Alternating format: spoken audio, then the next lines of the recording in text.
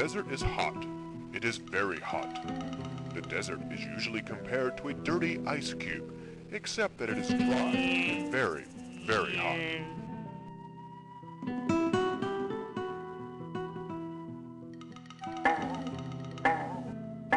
The armadillo is a common sight. Feasting on ants and an occasional grasshopper, he bothers no one.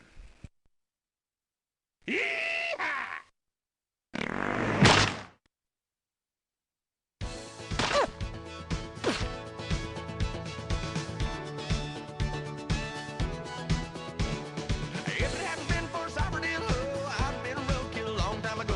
Where did it come from? Where did it go? Hit by a big car, Cyberdillo. Oh, Cyberdillo. It's like a horrible experiment on your mind, and it has a name that sounds like a 12-inch marital aid. It's a 10-hour test of endurance that consists of nothing but wavy floors, spiked balls, flying shit, and oh my god, the colors, man. As you play, you'll come to realize that this is a game that was either developed by hippies that were stoned out of their gourds, or more likely, an obvious attempt to make a game for stoners, only with a bunch of shit jokes attached. What Cyberdillo turns out to be is an experience that rivals the retina-bursting results of the Virtual Boy. Much like that infamous scene in A Clockwork Orange, Cyberdillo is like holding your eyes open with toothpicks and staring into a bunch of TVs for hours on end. Only make those TVs as bright as spotlights if you catch my drift. If the migraine you inherit from the shitty clip art on the walls doesn't kill you, the motion sickness you'll get from the randomly leveled floors will be sure to have you crawling off in search of some Dramamine real quick.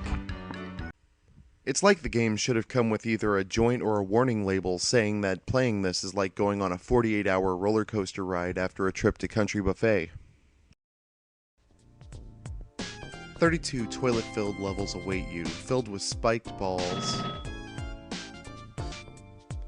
horses' asses,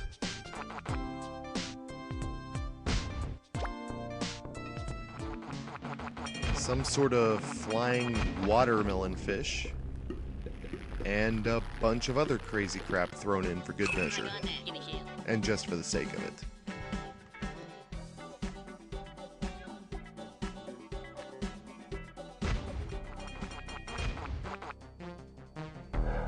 Each stage gets crazier than the last, and most result in all-out confusion and a feeling like you're walking through a hall of mirrors most of the time. Worse than that are the bullshit traps that make it impossible to avoid taking any damage. You'll come across rooms full of ice that send you hopelessly hurtling into spiked balls, or bumpers that will bounce you conveniently into even more spiked balls. Just to name a few examples, that is. There are also laxatives that will make you die of embarrassment if you don't find a toilet fast enough, and skin flutes that will blind you just to round things out.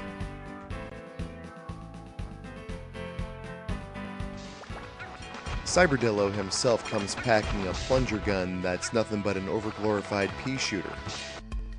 Other weapons consist of a big-ass nuclear cannon that takes forever to fire and can't hit for shit. And what shitty FPS isn't complete without its own shit-firing ass gun?